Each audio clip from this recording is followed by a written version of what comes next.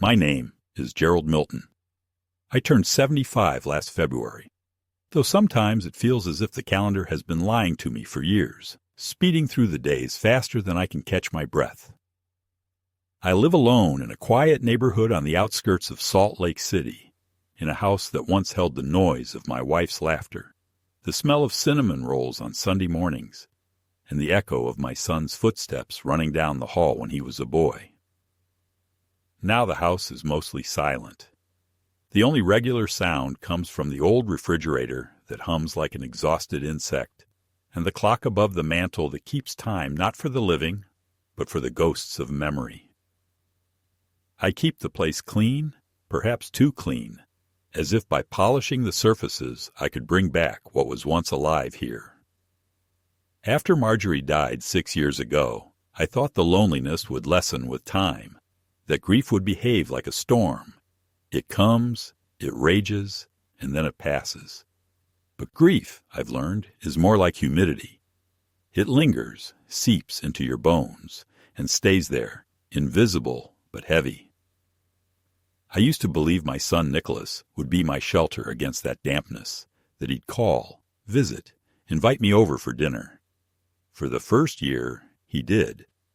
Then his calls became shorter, more perfunctory, his visits rarer, as if the distance between us were measured not in miles, but in degrees of obligation. I tried to convince myself he was busy. He had a family, a demanding job, a life of his own. I repeated that line to myself so many times that I almost believed it. My days have become a collection of rituals meant to protect me from silence. I wake before sunrise, make a pot of coffee the way Marjorie used to, strong, almost bitter, with a touch of salt to tame the edge. I sit by the kitchen window and watch the light change from gray to gold as the neighborhood comes alive. A paper boy on his bicycle, Mrs. Lawson walking her corgi, a group of school children waiting for the bus. I wave sometimes, though they rarely notice. After breakfast, I read the paper, still preferring the rustle of printed pages to the sterile glow of screens. Then I tend to the small vegetable patch behind the house, though the ground here is dry and stubborn, and most things I plant grow slowly or not at all. I suppose I've become one of those men people describe as set in their ways, but when your days no longer have witnesses, consistency is a form of companionship. I speak to the photographs on the mantel, Marjorie at Lake Powell, young Nicholas in his Little League uniform, the three of us at Yosemite 20 years ago. And though I know it's foolish, I sometimes catch myself waiting for them to answer. I've learned that talking aloud to the dead is less a symptom of madness than a strategy for survival. When I retired from engineering, I imagined a comfortable old age filled with travel and community projects. I never imagined how small a life could become when there's no one to share it with. The neighbors are polite but distant. They bring me cookies at Christmas and wave from across the street. But no one really crosses the threshold. I used to be proud of my independence. Lately it feels like exile disguised as dignity. Nicholas calls once or twice a month. His voice is always courteous but brisk, as if I were a client he's trying to get off the phone. He often ends the conversation with, "You're doing okay, right, Dad?" A question that sounds more like an administrative formality than genuine concern. He works in real estate now, a field that seems to suit him, charming on the outside, transactional beneath. He's good at making people trust him quickly, a skill that once made me proud, but now unsettles me. When he talks about property values or investment opportunities, there's an almost evangelical shine in his voice. Sometimes he asks vague questions about my finances, whether I've updated my will, whether I've thought about simplifying my assets. I tell myself he's just being practical. Yet something in the way he lingers on the word assets leaves a sour taste. The truth is, I'm comfortable. After 40 years of steady work and careful saving, I have enough to live modestly, but without worry. The house is paid off. There's a pension, a small investment portfolio, and a life insurance policy that would pass entirely to Nicholas. I once thought of that as a final gift. A father ensuring his son's security. Lately, I've started to wonder whether gifts can rot into temptations. I still drive, though less often. My eyesight isn't what it used to be, and the traffic in this city feels more aggressive every year. But on Sundays, I take my old Chevy out to the canyon. I park near the overlook, pour coffee from a thermos, and sit with the radio low, letting the wind fill the car with the smell of sage and stone. It's the closest I get to peace. Sometimes, when the air is still, I imagine Marjorie sitting beside me, her hand resting lightly on my arm, telling me not to brood so much. She used to say that the past is a room you can visit but shouldn't move into. If only she knew how hard it is to leave once the door closes behind you. Every so often, Nicholas drops by unannounced, always on a weekday afternoon when I'm not expecting him. He arrives with takeout food and a flurry of cheerful small talk, complimenting the garden, commenting on the weather. Then, inevitably, his tone shifts. "Dad, you shouldn't live here alone. This place is too big. You could fall, or forget to turn off the stove. Maybe it's time to think about assisted living." I tell him I manage just fine. His smile tightens, and he says he only wants what's best for me. The conversation ends there, like a door gently closing but not locking. The next day I always find myself checking that the gas is off, that the locks work, that my mind hasn't betrayed me. The loneliness isn't constant. It ebbs and flows like a tide. Some evenings, when the sky turns orange and the birds settle in the trees, I feel almost at peace. Other nights, I wake at 3 a.m., my chest tight with the sense that something unnamed is waiting just beyond the darkness. I turn on the light, make tea, and sit at the table until dawn, afraid of sleep and the dreams it brings. Lately, I've noticed small things out of place. A photograph turned face down on the shelf. A window I was sure I'd closed, standing slightly ajar. The faint smell of aftershave that isn't mine lingering in the hallway. At first, I blame my memory. I'm not young. Forgetfulness is expected. But deep down, I feel a different kind of unease, one that logic can't fully extinguish. The world outside my house feels subtly altered, as if someone were moving the scenery by half an inch each day. I try not to dwell on it. Still, when I hear a car engine idling too long outside, I find myself peering through the blinds. I never told Nicholas about these small disquieting things. He'd only use them as proof that I'm slipping. And maybe I am. Age has a way of making every certainty porous. Yet beneath all the doubts, I sense something true. That the story of my life isn't finished. That some hidden current is drawing me toward a reckoning I can neither predict nor avoid. The night before, everything began. The night before the accident that would pull the mask off the world. I remember sitting at the kitchen table, sorting through old bills and letters, trying to make order out of the paper clutter of years. Outside, rain fell steadily, tapping against the window like a patient messenger.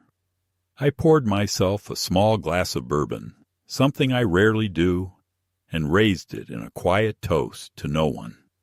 I thought of Marjorie's last words. "Take care of yourself, Jerry. Promise me that." And whispered the same promise back into the empty room.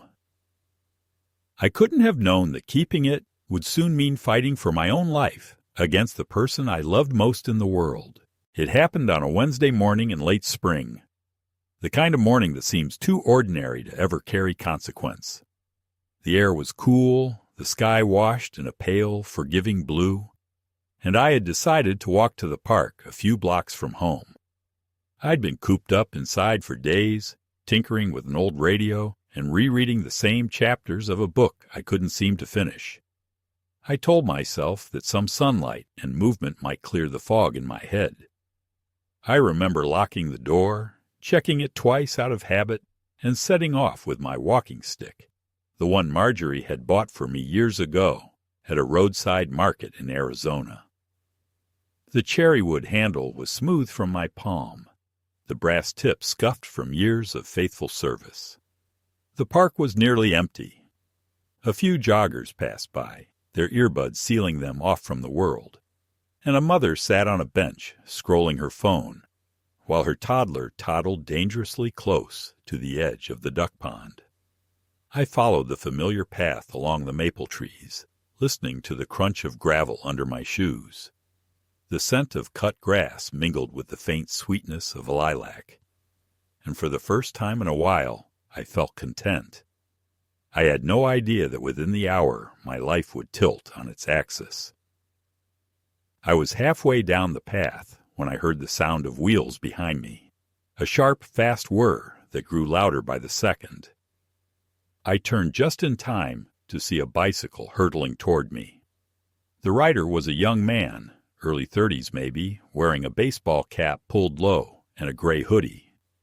There was no time to move. The front tire struck my leg, and I went down hard. The breath knocked from my chest. My walking stick clattered across the pavement, rolling into the grass. The man fell too, landing a few feet away with a grunt of pain. For a moment, we both just lay there, stunned by the violence of the collision. Then he scrambled up, brushing dirt from his jeans, muttering something that might have been an apology. "Ah, Jesus, sir, I didn't see you," he said, his voice thin and shaky. "Are you okay?" I tried to answer, but the pain in my side made speaking difficult. I waved a hand, signaling that I needed a moment. The man hovered, looking anxious. He was about to offer me his hand when the wind caught his cap, blowing it off his head. It tumbled across the path and stopped near my cane. Instinctively, I looked up at his face, and for a heartbeat, everything inside me went still. I knew that face, not from any recent memory, but from a photograph, a faded picture I kept in a box of old family things. It had been taken at a barbecue years ago, back when Nicholas was still married to his first wife. There had been a crowd of his friends laughing near the grill, and this same man, younger and beardless but unmistakable, had stood beside him, his arm slung casually around my son's shoulder. His name had been something short and forgettable. Travis or Trevor, I couldn't quite recall, but the recognition struck me like a slap. He seemed to sense it. For a fraction of a second, his gaze met mine, and in it I saw a flicker of panic, as though he feared I'd say his name out loud. But then he forced a smile, picked up his cap, and mumbled another apology. "You're sure you're okay, sir? I can call someone." I managed to stand, leaning heavily on my cane. My knee throbbed, but I nodded. "No harm done," I said, though my voice sounded distant even to my own ears. He gave me a curt nod, climbed back on his bike, and pedaled away so quickly that within seconds he was just a blur disappearing behind the trees. I stood there watching him go, my heart hammering not just from pain, but from a rising sense of unreality. It could have been coincidence, of course, a random accident in a city full of strangers. But the recognition had been instant and undeniable, the kind that travels through your bones before your brain can catch up. By the time I got home, my knee had swollen to the size of a grapefruit, and I had a bruise spreading along my ribs. I sat at the kitchen table with an ice pack, trying to shake off the image of the man's face. The rational part of me said it was nothing, that memory plays tricks on the old. But another voice, the one I try to keep quiet, whispered that something wasn't right. Out of curiosity or maybe unease, I went to the hall closet and pulled out the old cardboard box where I kept family photos. It had been years since I'd opened it. Inside were snapshots from birthdays, graduations, holidays.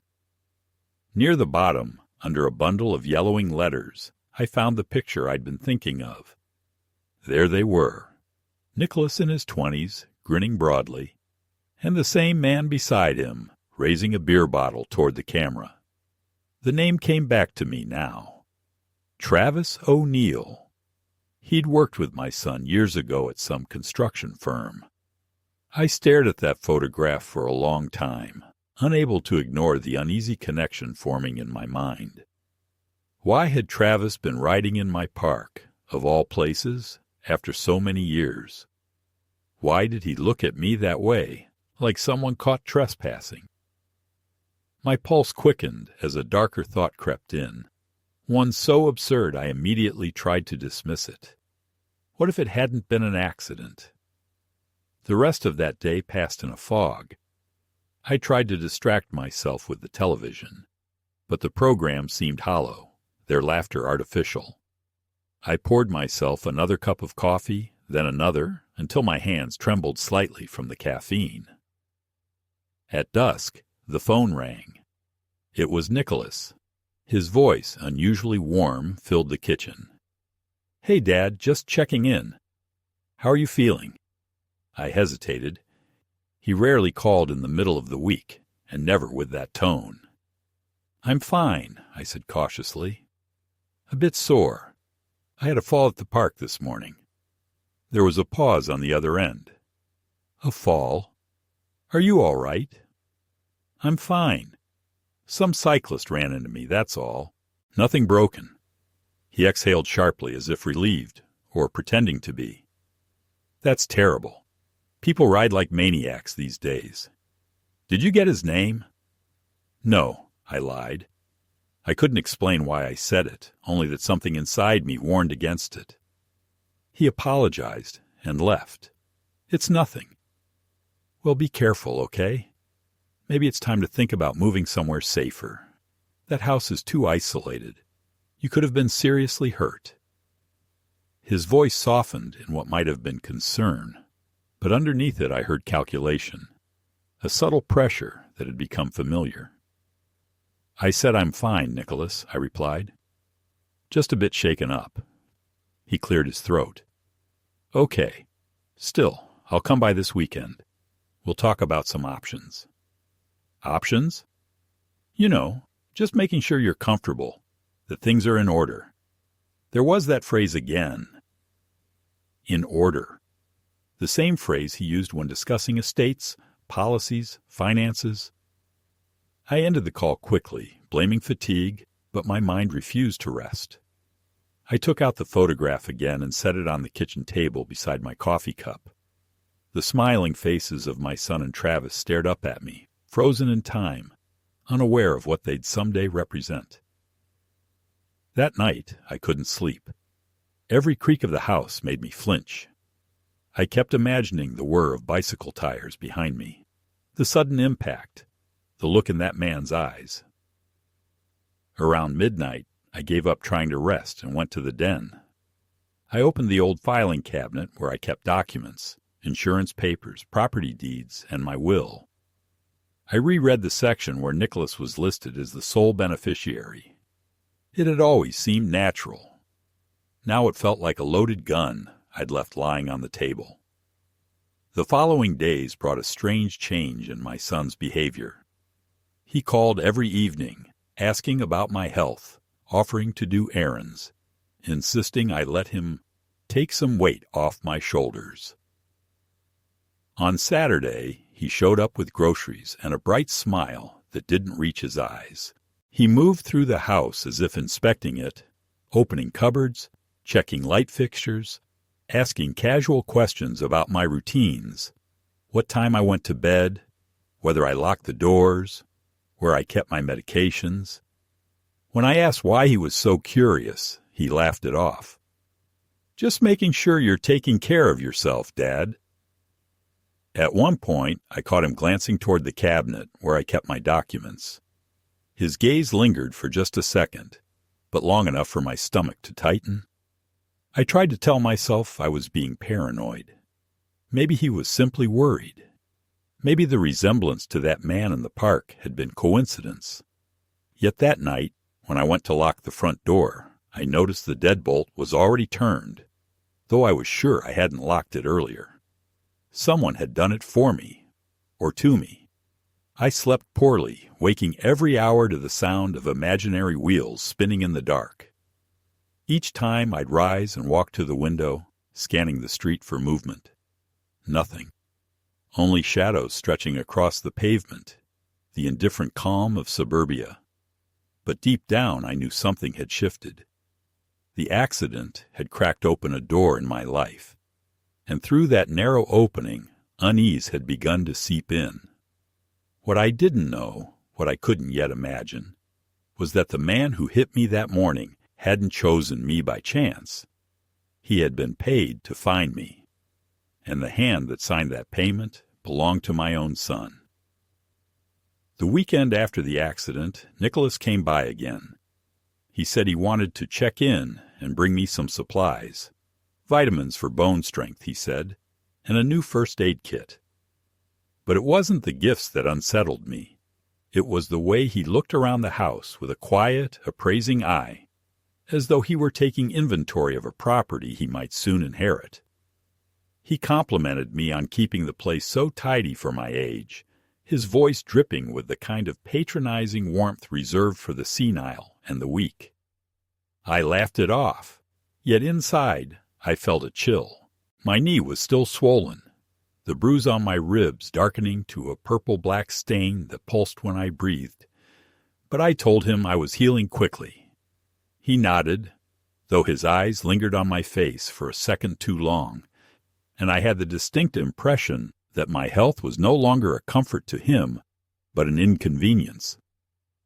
He suggested that I let him take over paying my bills for a while, claiming he'd noticed some late notices in the mail when he'd been by the week before. I told him I hadn't received any, but he insisted, reaching for the stack of envelopes on my table, as though I'd already agreed. I stopped him. There was a long silence between us then, and something hard passed through his expression, a brief flash of irritation before he replaced it with his usual professional smile. "Dad, I'm just trying to help," he said softly. "I worry about you." "Don't," I replied. "I'm managing fine." He sighed, performing fatigue, and gave a small nod. But I saw the calculation return behind his eyes, that same restless scanning for opportunity he used to wear when pitching a client. He changed the subject, asking if I'd considered reworking my will. "It's not about the money," he said. "It's about clarity. God forbid something happens to you and things aren't in order." That phrase again, in order. I'd started to hate the sound of it, the way it flattened life into paperwork. I told him nothing needed changing. "Everything's as your mother and I planned," I said. He smiled again, too quickly. Sure. Just checking." After he left, I stood in the quiet house listening to the echo of his car pulling away. The air felt heavier than before, as though his presence had left a residue. I went into my study and sat at the desk, trying to read, but the words refused to stay on the page. My mind kept circling back to that photograph of Travis O'Neill and the look in Nicholas's eyes when I mentioned the cyclist. It had been faint but unmistakable, a flicker of fear disguised as curiosity. I remembered his question, "Did you get his name?" and how quickly he'd changed the subject after I said no. That night, I pulled out the old laptop I rarely used and searched for Travis online. It took me nearly an hour to find him. He looked different now, thinner, rougher around the edges. But it was him. A mugshot popped up on one of those public record websites, a DUI from 2 years ago, an assault charge dismissed due to lack of evidence. My stomach turned as I stared at the photograph. The date of the record coincided roughly with when Nicholas had begun working on a new real estate development, one he had claimed went badly. I couldn't help wondering if the two men had reunited during that time. Over the next few days, Nicholas's attentiveness grew suffocating. He called every morning, asked about my sleep, my appetite, whether I was taking my medications properly. He offered to drive me to the doctor for a checkup, insisting that, "At your age, Dad, it's best to be proactive." I told him no, but by Thursday he showed up anyway, car idling in the driveway, smiling through the passenger window. "Come on," he said. "It's just a quick appointment. Humor me." The doctor's visit was uneventful, though something about it felt rehearsed. Nicholas sat in the room with me, answering half the questions on my behalf, exaggerating small details. How I sometimes forgot names. How I'd left the stove on once. How I'd fallen asleep in my chair with the door unlocked. The doctor, a young man who couldn't have been older than 30, nodded sympathetically and made notes. I wanted to object, to say these were isolated incidents, ordinary lapses. But Nicholas's steady professional tone somehow made me sound defensive. When the doctor suggested a referral to a neurologist, just to rule out early cognitive decline, I saw the faintest glint of satisfaction pass through my son's expression. On the drive home, I said nothing. The sun flickered through the car windows sharp and dizzying. Nicholas whistled softly, relaxed, as though he'd just finished a successful business meeting. When he dropped me off, he leaned across the seat and said, "Don't worry, Dad. These tests are routine. It's better to have everything documented." He gave me a quick smile, then added, almost as an afterthought, "And if you ever feel overwhelmed with the paperwork, bills, insurance, whatever, I can take care of it. I already have power of attorney for emergencies, remember?" I froze. "That was temporary," I said slowly. "For when your mother was sick. It expired years ago." He blinked, feigning surprise. "Oh, really? I'll have to double-check with the bank. I thought it was still valid." After he left, I searched through my old files and found the document in question. He was right. It had been temporary. But the thought that he might still be acting under that authority, perhaps even presenting it as current, filled me with unease. I locked the document away in my desk drawer. The following week, I received a call from the neurologist's office confirming an appointment I hadn't made. The woman on the line said it had been arranged by your son, Mr. Nicholas Milton.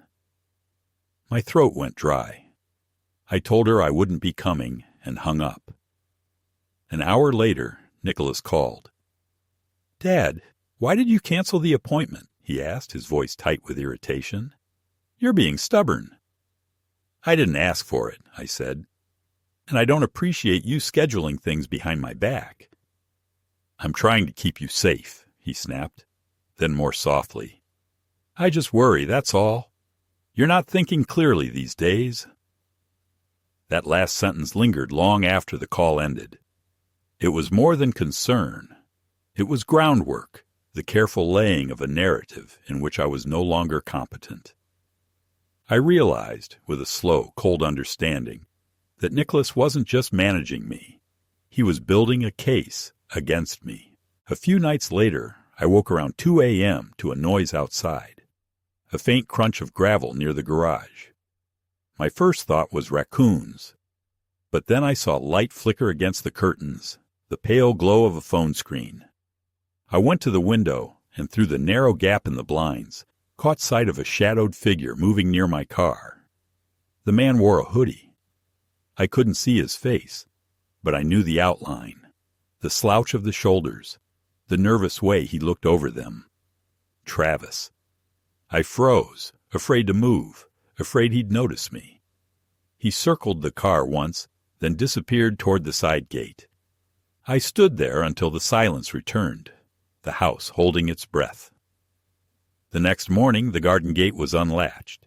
There were faint footprints in the dirt by the shed. I didn't call the police. I wasn't sure they'd believe me. Instead, I went to the hardware store and bought new locks, stronger ones, and installed them myself, my hands trembling the whole time. When I finished, I sat on the back steps, exhausted, staring at the lawn. I knew now that the accident hadn't been random. Someone had been watching me. That afternoon, Nicholas called again. "How's the knee?" he asked casually. "Still bothering you?" "It's fine," I said. "Why?" "I was just thinking. It might be time to hire some help around the house. You know, someone to clean, do errands, keep an eye on things." "I don't need a babysitter." He laughed softly. "Of course not. But think of it as company. I met a guy recently, good kid, dependable. Does odd jobs for some of my clients. I could have him drop by." I felt my blood run cold. "What's his name?" I asked.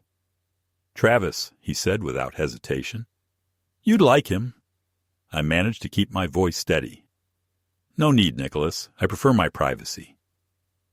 He tried to persuade me, but I cut the conversation short. When the call ended, I sat in the silence of the kitchen, the truth settling in like dust. Nicholas wasn't just manipulating me. He was orchestrating something. I didn't yet know the full extent, but I could feel its shape forming in the shadows, a plan that required me to be alone, vulnerable, and perhaps eventually gone. That evening, I poured myself a drink, something I hadn't done in years. The bourbon burned my throat, but it steadied my hands. I took out my notebook and began writing everything down. The accident, the photo, the doctor's visit, the night outside the garage, every strange word Nicholas had said. It was part diary, part evidence. If something happened to me, someone would know it wasn't an accident. When I finished, I read over the pages, my handwriting slanted and uneven. I couldn't yet face the enormity of what I suspected, that my own son might wish me harm. But somewhere deep inside, a grim certainty had taken root. The world hadn't turned against me. Just one man had, and he shared my name. I spent the next few days in a kind of uneasy half-life, performing my daily routines as if through glass. I moved slower, spoke less, and checked the locks 3, sometimes 4 times before bed. My world had shrunk to the dimensions of my house and my own suspicion. Yet a strange calmness had also settled in me, the kind that comes when fear hardens into purpose. I knew I couldn't go on like this, doubting my own mind while waiting for something to happen. If Nicholas and that man Travis were working together, then I needed to know why and how far they were willing to go. What I didn't know then was that the answer would arrive in the most ordinary of ways, in the shape of a single phone call that would change everything. It came on a Tuesday morning. I had been sitting in the kitchen, nursing a cup of coffee gone lukewarm, when the phone rang. The voice on the other end was unfamiliar, young but careful, the kind of voice that chooses its words like stepping stones across a river. "Mr. Milton?" the man asked. "This is Travis O'Neill. I think we might need to talk." I froze, gripping the receiver so tightly my fingers hurt. I hadn't heard that name spoken aloud in years. "Travis," I said slowly, keeping my tone neutral, "I wasn't expecting to hear from you." "I figured you wouldn't," he replied, his voice low. "But you should know. This thing with your son, it's gone too far. I don't like how it's turning out." My heart began to pound. I asked him to meet me somewhere public, a place where neither of us could disappear without witnesses. We agreed on the diner at the edge of town, a place that smelled of bacon and old coffee, and where no one paid much attention to anyone else. When I arrived, Travis was already there, sitting in a corner booth with a cup of coffee untouched before him. He looked rougher than I remembered, stubble on his jaw, a faded tattoo creeping up his neck. But his eyes darted around the room with the same restless alertness I'd seen in the park. When he saw me, he straightened, offering a nod instead of a greeting. "You look better than I expected," he said. "After what happened." "I've had time to heal," I answered. "Why don't you tell me why you really called?" He exhaled, rubbing a hand over his face. "Because I'm done. I don't want to be part of this anymore. I didn't sign up for murder." The word hit me like a blow. I must have flinched because he leaned forward, lowering his voice. "He told me it'd just be a scare job," Travis said. "A way to make you seem unstable. Maybe you'd get hurt a little. Maybe the doctors would start talking about dementia or confusion. Then he'd handle your finances, get you somewhere safe," he said. "But the way he's been talking lately, he wants you gone. For good." My mouth was dry. I stared at him, searching for any hint of deceit. But all I saw was exhaustion. He looked like a man who'd been running from his own conscience. "Why are you telling me this now?" I asked. "Because he hasn't paid me the rest," he said bitterly, "and because I don't want to end up in prison for something I didn't mean to do. I thought it was just a job. Easy money. Follow an old man, bump into him, make it look like an accident. Then your son calls me again last week, tells me to make it final. No more accidents. Says there's insurance money, property, inheritance. He said you wouldn't even feel it happen."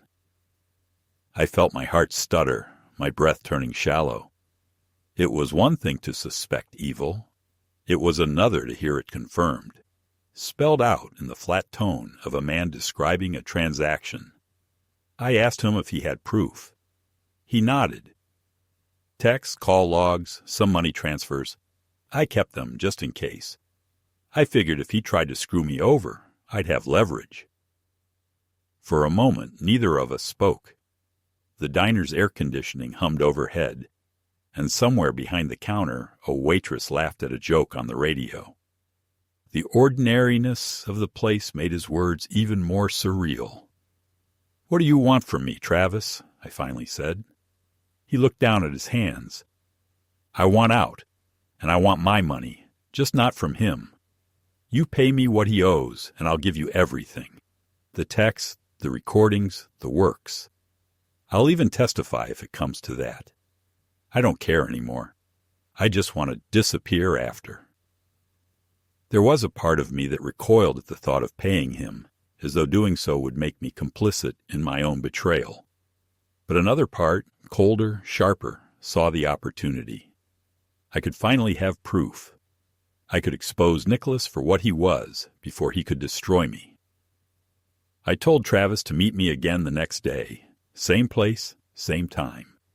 I needed to think, to plan. That night I barely slept. I sat in my study staring at the photographs on the wall, the family portraits that now felt like lies. Nicholas as a child, grinning with missing teeth. Nicholas in his graduation gown. Nicholas with Marjorie on their last Thanksgiving together. I tried to reconcile those images with the man who had plotted my death.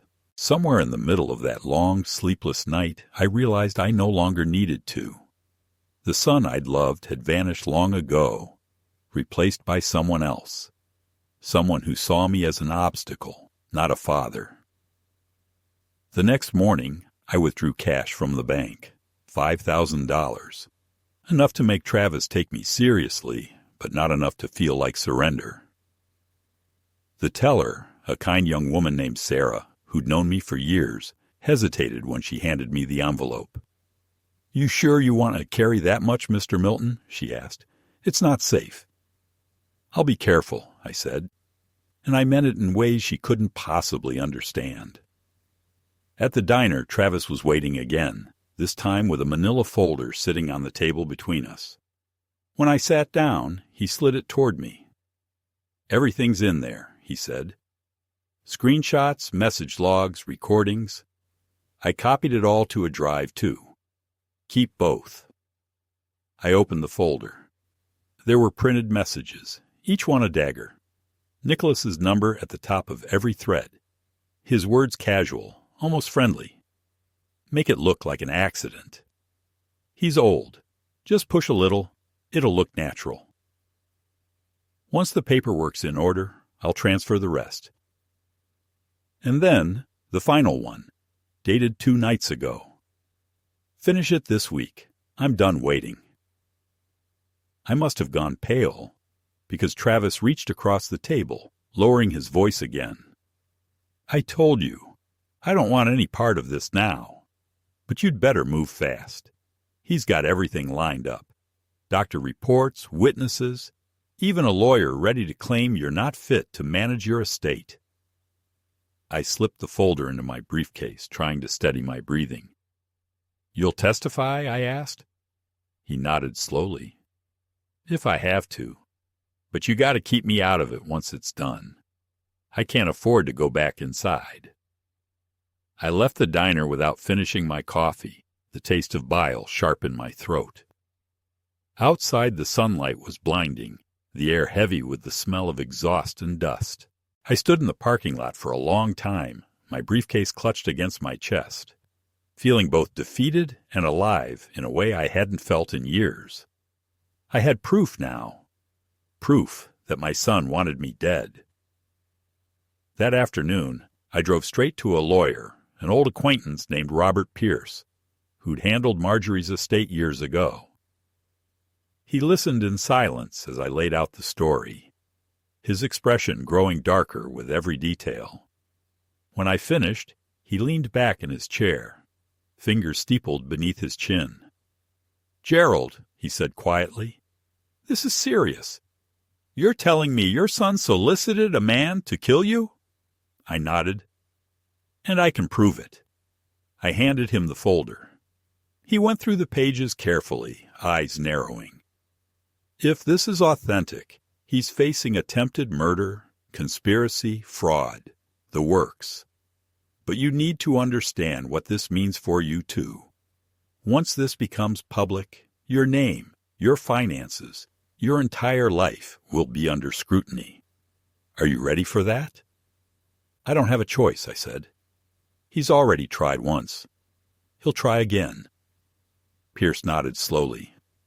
Then we do this properly. I'll contact the authorities discreetly. In the meantime, don't confront him. Let him think you don't suspect a thing. The moment he feels cornered, he might act rashly. I left his office with the uneasy sense of having stepped into a play whose ending was already written.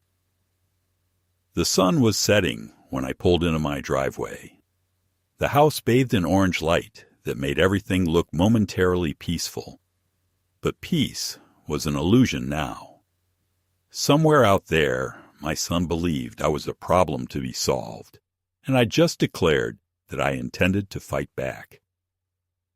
That night, as I sat by the window with the lights off, I saw a car slow down near the end of my street, its headlights dimmed. It lingered for a moment, then drove away. I knew without seeing the license plate whose car it was. For the first time in my life, I felt something close to hatred, not the quick, burning anger of youth, but the cold, deliberate kind that solidifies in the bones. I poured another drink and whispered into the dark, not as a prayer, but as a promise. You should never have tried to kill me, Nicholas. You should have known I'd survive. And somewhere deep inside, beneath the grief and disbelief, a new version of me began to take shape, one who wasn't just a father or a victim, but a man preparing for a reckoning. When I woke the next morning, the first thing I noticed was the silence. Not the ordinary kind of silence that fills a house when you live alone, but a denser, almost watchful stillness that made the air feel heavy. I went through the motions of my morning ritual, boiling water for coffee, buttering a piece of toast. But everything seemed to move in slow motion, as if the world were waiting for me to make the next move. I had handed the evidence to Pierce the day before, and he had promised to handle it carefully, which in lawyer language means wait.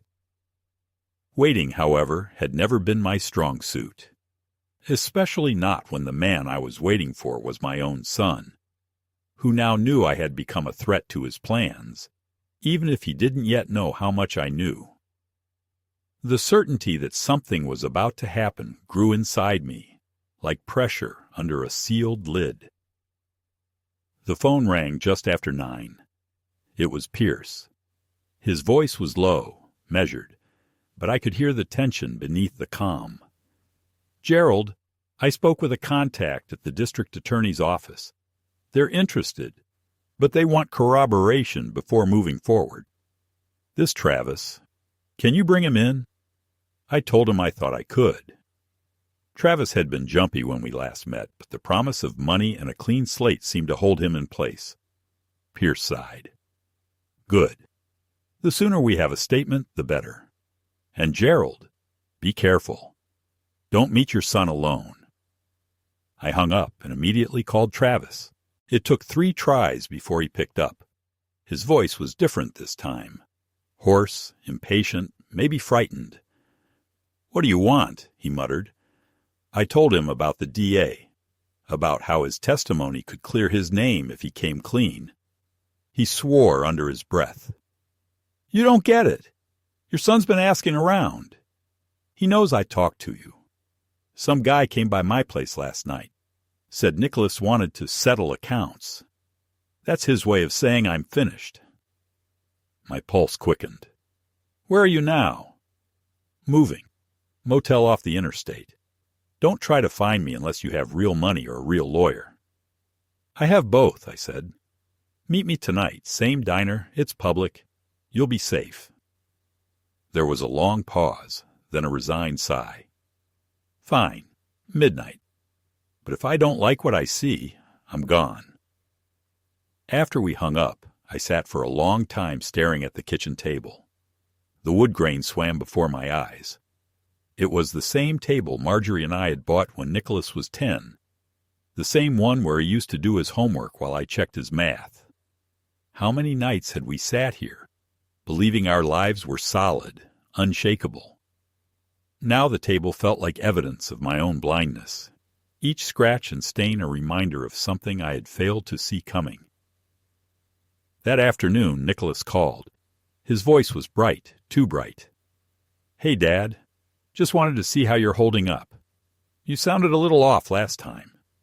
"I'm fine," I said, keeping my tone flat. "Busy, actually." "Busy?" He laughed softly. "That's good. Listen, I was thinking, maybe we could have dinner tomorrow. Just the 2 of us. Clear the air." I hesitated. The timing was suspicious, and the warmth in his voice had a rehearsed quality. "Tomorrow?" I asked. "You're not usually free on weekdays." He chuckled. "Well, I make time for family." Then, after a pause, "I'd really like to talk, Dad. No arguments, no stress. Just dinner. My treat." I told him I'd think about it and hung up. The moment the line went dead, I knew what the invitation really meant. He must have realized something was unraveling. Maybe Travis had sent him a warning, or maybe he'd sensed my change in tone. Either way, dinner with Nicholas now sounded less like reconciliation and more like bait. The day dragged by in heavy silence. I walked from room to room, checking locks, checking the driveway, feeling like a ghost haunting my own house. When night finally came, I drove to the diner, with my headlights off until the last stretch, then parked across the street to watch for Travis. He arrived late, looking worse than before, unshaven, eyes bloodshot, a nervous twitch in his jaw. When I joined him inside, he flinched at every sound. "Relax," I said quietly. "You're safe here." He shook his head. "No one's safe when money's involved. You have no idea who your son's working with." "What do you mean?" Travis rubbed his temple. "He's not doing this alone. There's some guy, lawyer friend, financial type, helping him set things up. Offshore accounts, fake power of attorney forms, all that. Once you're gone, they plan to move everything fast before the courts could freeze your estate. It's clean, professional. They've done it before." I stared at him, my stomach tightening. "Done it before? To whom?" I don't ask questions, he said. But I heard rumors. Older investors, widowers, people with assets and no close relatives. Your son's just learned from the best. The waitress came by, and Travis fell silent until she left. I've still got the drive, he said finally. But I'm not handing it over till I know I'm protected. You said you had a lawyer? Yes, he's waiting for your statement. Then we do it now. Tonight. He looked around the diner, then back at me. I'll go with you, but afterward I disappear. Understood? I nodded. Understood. As we walked out, I felt the hairs on the back of my neck rise. A black sedan was parked 2 spaces from my car, engine idling. Its headlights flicked on for a second, then off. Travis noticed it too. That's not good, he muttered. We're being watched. Get in, I said, unlocking the passenger door. We pulled out of the lot, taking side streets, changing direction twice before merging onto the main road. The sedan followed for a few blocks, then vanished. Travis sat rigid beside me, muttering curses under his breath. When we finally reached Pierce's office, the lights were off, but he was waiting inside. Pierce listened as Travis gave his statement, recording every word. He copied the files from the drive, sealed them in an envelope, and placed them in his safe. That's enough to move forward, he said. Tomorrow morning I'll take this to the DA. By this time next week, your son will be under investigation. I should have felt relief, but all I felt was dread. Nicholas was not the type to surrender quietly. I thanked Pierce and drove Travis back toward the motel. When we reached the exit ramp, he turned to me. You know he's not going to stop, right? He said. Guys like him don't quit when you corner them. They bite. He was right. The next day, I woke to a voicemail from Pierce. His voice was tight. Gerald, call me as soon as you get this.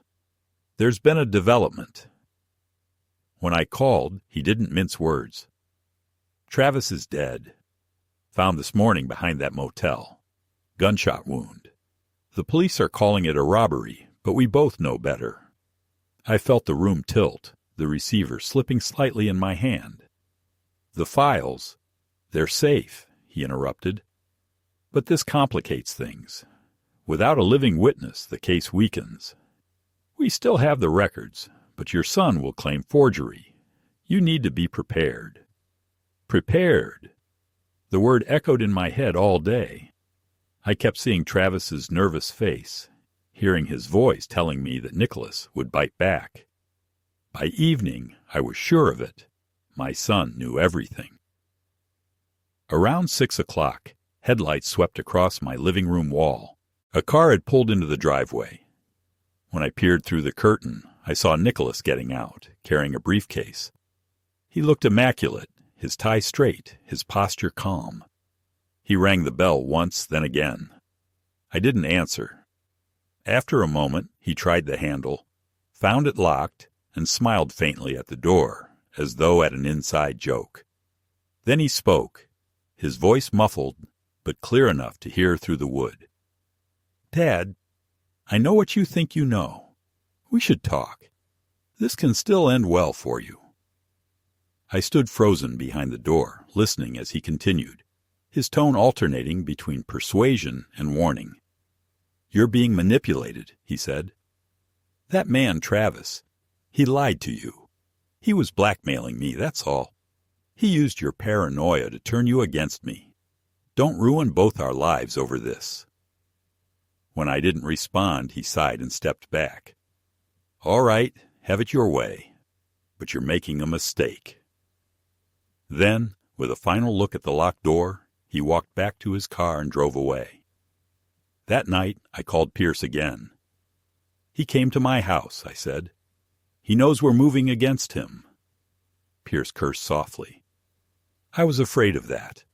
We need to accelerate the filing. I'll submit the materials first thing tomorrow. In the meantime, stay somewhere else tonight. Do you have a friend you can stay with? I didn't. Most of my friends were gone, scattered, or dead. "I'll be fine," I said. But I wasn't. I barely slept. Every sound in the house seemed amplified. The ticking clock, the wind scraping against the windows, the faint hum of the refrigerator. At some point, exhaustion overtook me, and I drifted into a fitful sleep filled with indistinct voices and the smell of gunpowder. When I woke again, it was nearly dawn. The house was dark except for a faint glow coming from under the study door. I hadn't left a light on. My stomach clenched. I crept down the hallway, each step slow and deliberate. The light flickered. A computer screen. My computer screen. I pushed the door open and froze. Nicholas was sitting at my desk, his back to me, scrolling through the files on the screen. My safe was open beside him, papers scattered across the floor.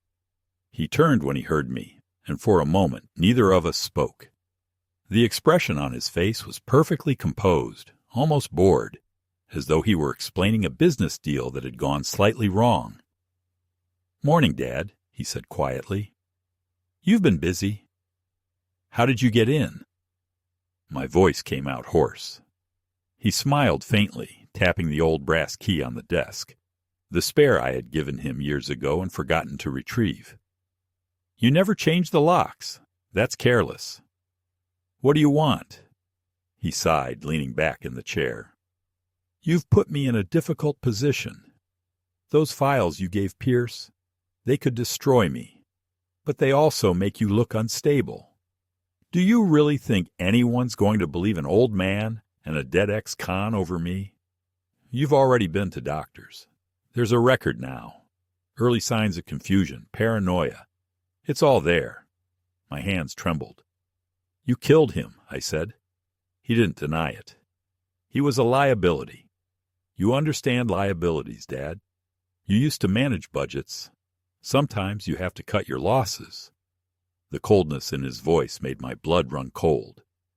"You're my son," I whispered. "And you're my father," he said, standing up.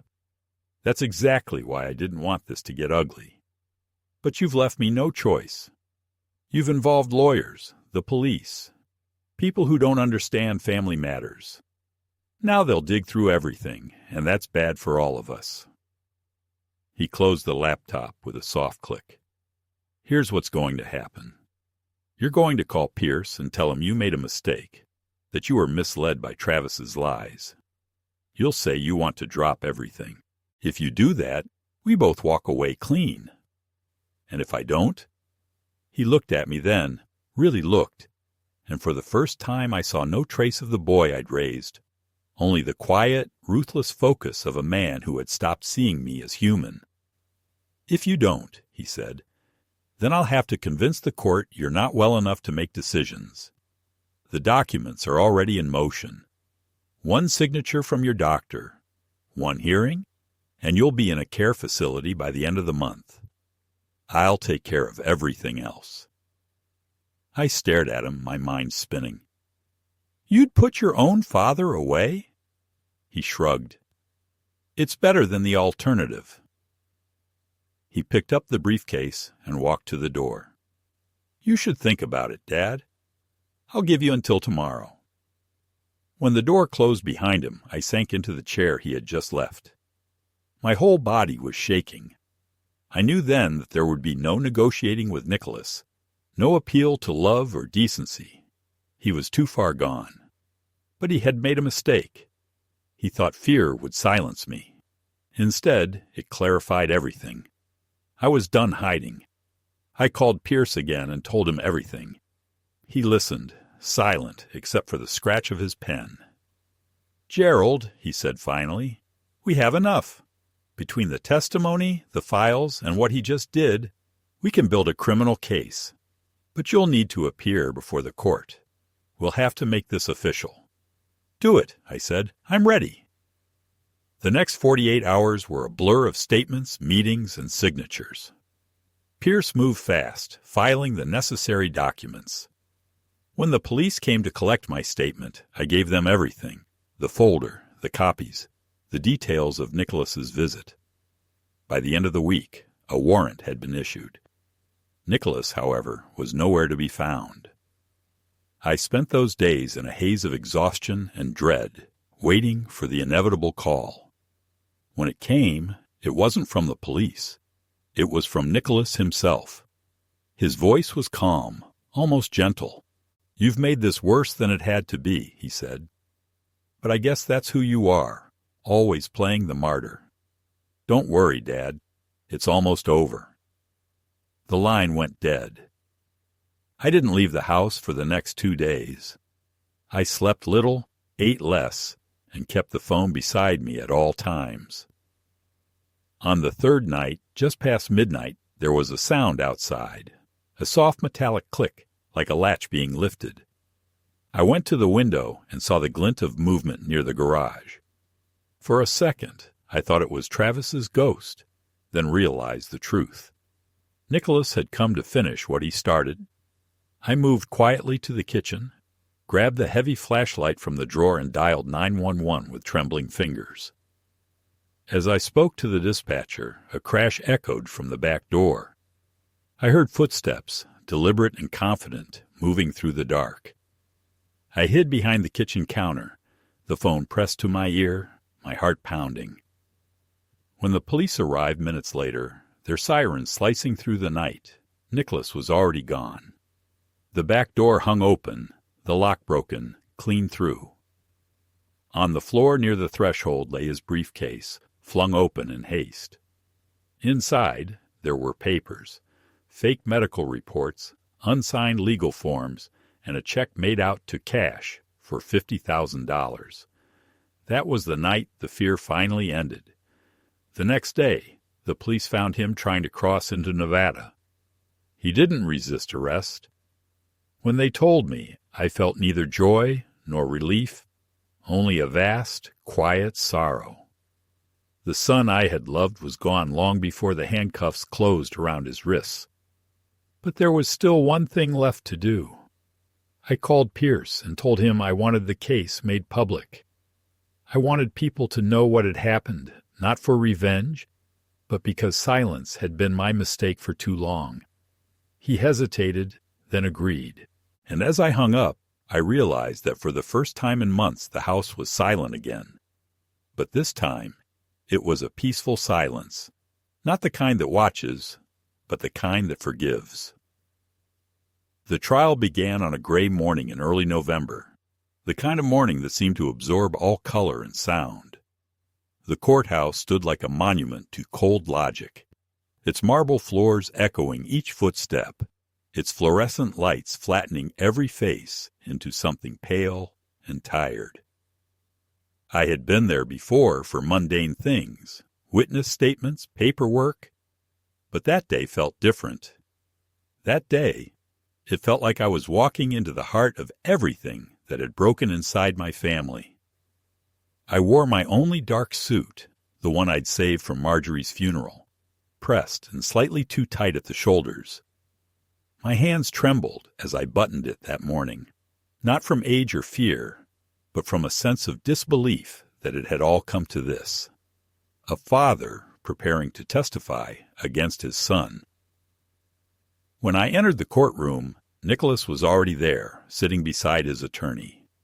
He looked calm, almost serene, dressed in a gray suit and navy tie, his hair neatly combed. The sight of him hit me like a physical blow. He turned when I entered, and for a fraction of a second our eyes met. I searched his face for something, regret, anger, even recognition, but found only an unnerving stillness, like the surface of a pond hiding deep, dark water.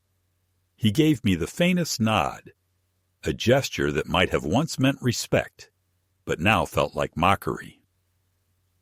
The prosecution began by outlining the case: conspiracy to commit murder, attempted fraud, falsification of medical records, and unlawful tampering with legal documents. Hearing those words spoken aloud, with my son's name attached, felt surreal. The courtroom buzzed with quiet whispers, the shuffle of papers, the scratch of pens. I sat at the witness table, my heart thudding against my ribs like it was trying to escape. When the prosecutor, a woman named Evelyn Grant, called my name, the sound seemed to echo longer than it should have. I stood, placed my hand on the Bible, and swore to tell the truth. The truth, I thought, is all I have left. I began by recounting everything: the accident in the park, the cyclist's face, the growing unease, the conversations about my will, the night he came into my home. My voice shook at first, but the more I spoke, the stronger it grew, as if each word I released made the burden lighter. The defense attorney tried to rattle me, interrupting, questioning my memory, suggesting that grief and age had clouded my judgment. He brought up the doctor's report that Nicholas had arranged months earlier, implying that I was confused and prone to misinterpretation. The courtroom watched me as though I were a specimen under glass, waiting to see whether I'd crack. But I didn't. When I finished my account, Evelyn called her next witness. The door opened at the back of the courtroom, and in walked Travis O'Neill. The room erupted in murmurs. I had been told the night before that he was dead, and yet there he was, pale, gaunt, but alive.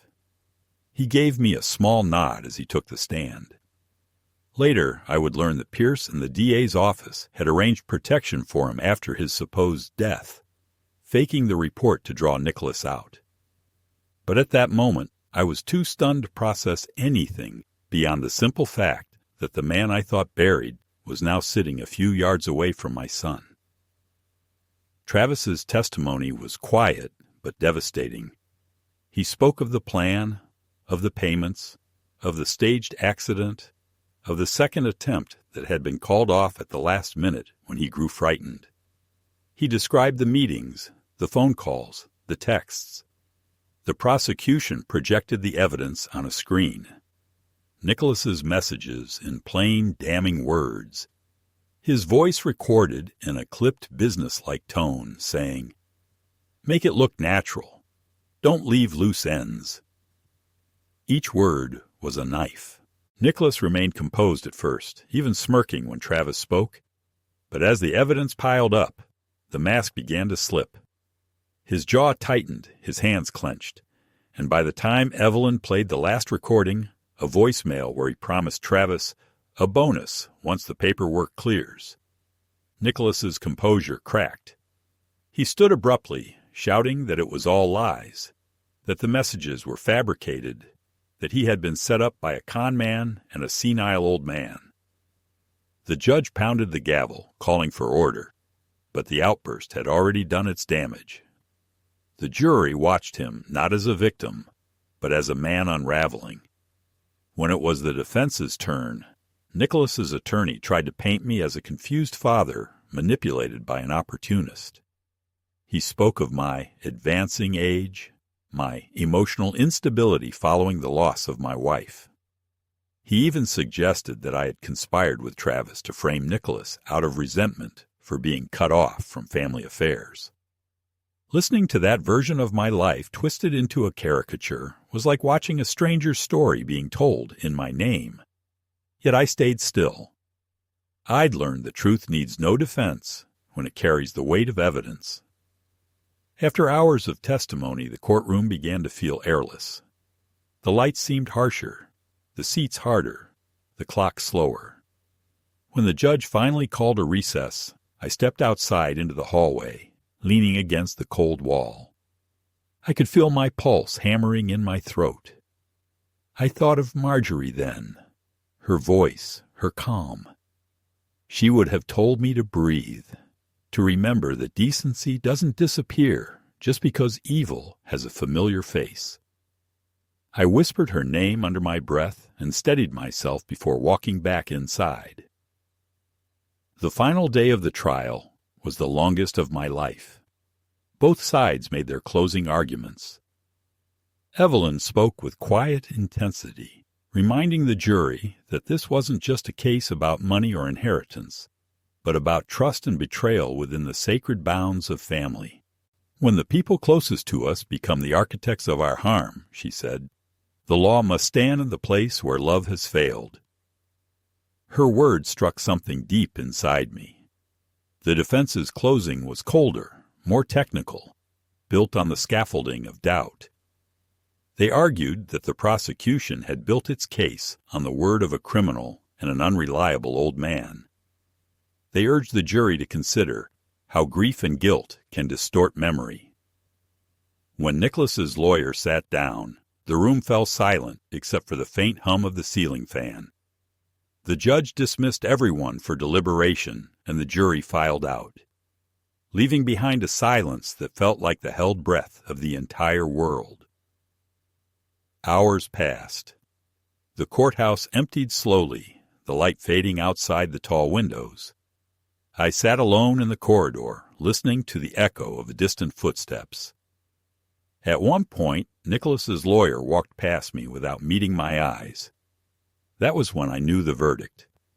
When the doors opened and the jurors filed back in, the air felt electrified. I could hear my own heartbeat. The foreman stood, holding the paper in his hands. The judge asked for the verdict, and his voice, when it came, was clear and unshaking. "We find the defendant, Nicholas Milton, guilty on all counts." There was a sound like an exhalation that filled the room, a collective release of tension. Nicholas didn't move at first. Then he laughed softly, almost sadly, shaking his head as if the world had failed to meet his expectations.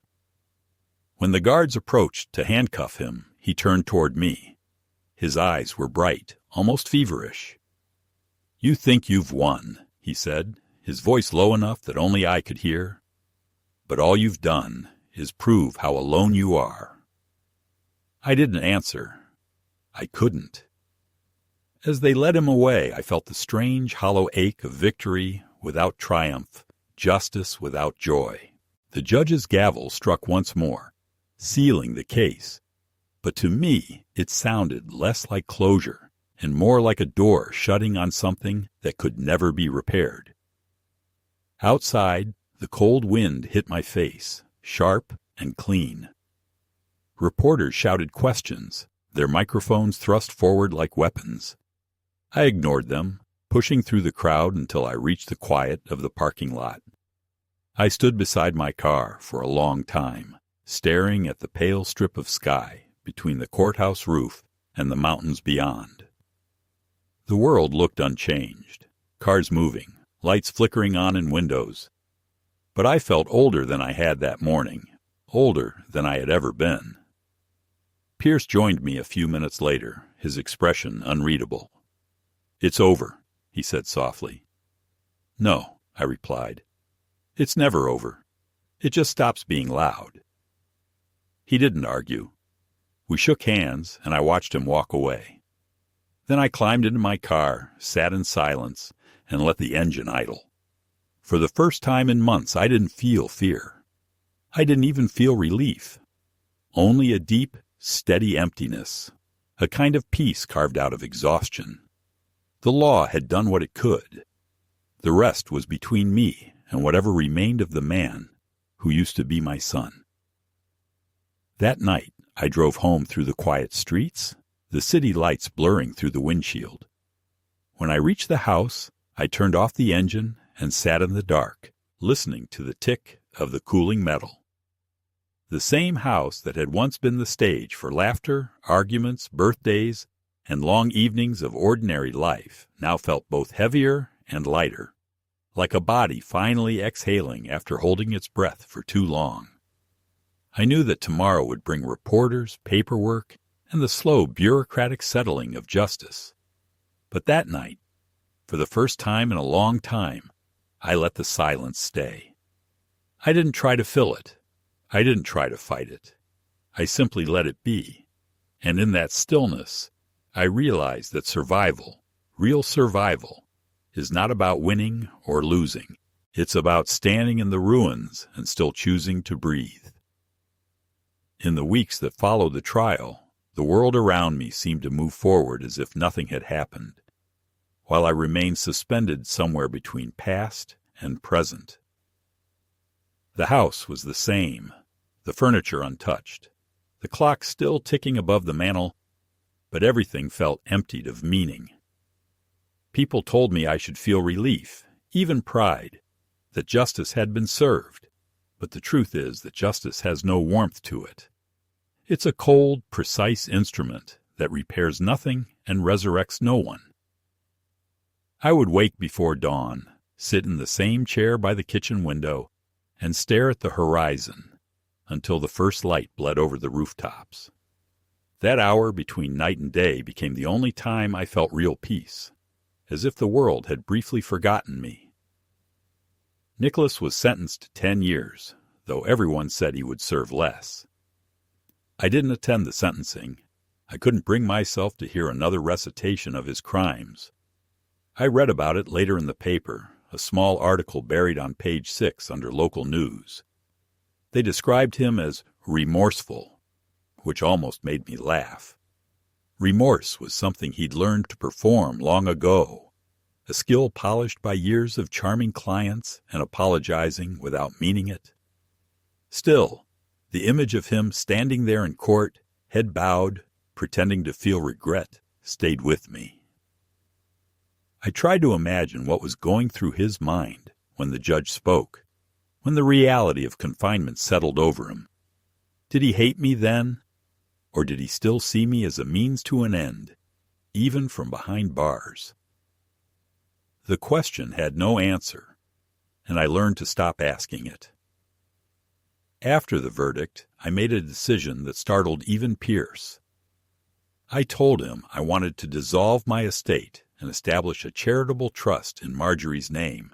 Half of what I owned would go to a foundation for elderly people abandoned or defrauded by their families. The other half to a small community center in town that provided meals and companionship for seniors living alone. Pierce looked at me for a long moment before speaking. "You know this means your son will never inherit a cent," he said. I told him that was precisely the point, but it wasn't vengeance. It was simply correction. The money had become poisoned in my eyes, a symbol of everything that had gone wrong between us. By giving it away, I was freeing myself from it, and maybe in some small way, cleansing the years of quiet greed that had grown in my family like mold behind the walls. Winter came early that year. The air turned thin and sharp, the kind that makes sound travel farther than it should. I found myself walking more, even in the cold, tracing old routes through the park, where everything had begun. The bench near the duck pond was still there, and though the trees were bare and the ground frosted, I would sit there for long stretches, letting the memory of that morning return in fragments, the blur of the bicycle, the shock of impact, the way my life had split cleanly into before and after. I realized that I no longer felt fear when I thought of it. The incident had become almost abstract, like the first crack in a piece of glass that later shatters completely. It wasn't the wound that defined me anymore. It was the survival that followed. Sometimes I received letters from Nicholas. They came through the prison mail, always written in the same careful hand he had used when he was a boy learning cursive. The first ones were defensive, full of justification and half-hearted accusations. Then, over time, the tone shifted.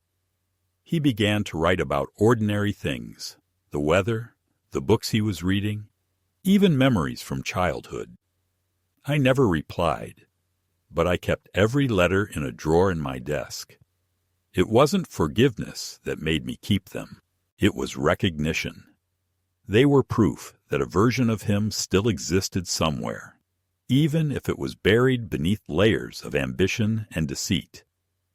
I couldn't destroy them any more than I could erase the part of me that had once loved him. People sometimes ask if I regret taking him to court, if I ever wish I'd let the matter stay buried, allowed time to dull the edges of betrayal. I always tell them no, because what was done needed to be named. Silence, I've learned, is the soil where rot grows best. By speaking the truth, Even when it tears you apart, you reclaim something essential, your own dignity. And dignity, once lost, is harder to regain than love. The neighborhood went on as it always had. Mrs. Lawson still walked her dog every morning. The children still waited for the school bus at the corner. And every Christmas someone still left cookies on my porch. Life resumed its gentle indifference, and I began to find comfort in that ordinariness. I tended the garden again, though my hands ached in the cold. The plants grew unevenly, stubborn and imperfect, but they were alive, and that was enough. I fixed the fence, repainted the porch steps, replaced the locks one final time. The small acts of maintenance became my form of prayer. Simple gestures of care, offered to a world that had already forgiven me by forgetting. On the anniversary of the trial, I drove out to the canyon where Marjorie and I used to go on Sundays. The wind was strong that day, and the sky clear enough to see the snowcaps in the distance. I brought a thermos of coffee and 2 paper cups, an old habit I couldn't break. I poured one for her and one for myself, set hers on the rock beside me, and sat there until the cold crept through my coat. I thought about the boy Nicholas had once been, running through those same canyons years ago, laughing, his mother calling after him to slow down. I thought about the man he had become, and the emptiness that ambition leaves when it devours the heart. And then I thought about myself, not as a victim or a survivor, but simply as a man who had lived long enough to see how fragile the line between love and destruction can be. When I finally drove home that evening, the lights of the city looked softer than usual, blurred by distance and memory. I parked the car, turned off the engine, and sat for a moment, listening to the ticking of the cooling metal. Inside, the house waited quietly, warm and faintly lit by the lamp in the hallway. I carried the thermos to the kitchen, rinsed it out, and placed it on the counter. Then I poured myself a small glass of bourbon, the same bottle that had sat unopened since that terrible night, and raised it in a silent toast. "To the truth," I said aloud, my voice barely above a whisper, "and to what's left after it." The sound of the clock filled the room again, steady and indifferent. I sat there until the glass was empty and the light outside faded into winter darkness. For the first time in many years, I didn't feel watched or hunted, or even particularly sad. I felt something quieter, something that might almost have been peace. I knew the world would forget my story soon enough, and that was as it should be. Some stories are meant to burn briefly and then disappear, leaving only the faint warmth of their truth behind. I turned off the light, climbed the stairs, and let the house settle around me like an old friend. Somewhere deep in that stillness, I finally understood what survival really meant. Not escape, not victory, but the quiet decision to keep living, even when the world you loved has changed beyond recognition.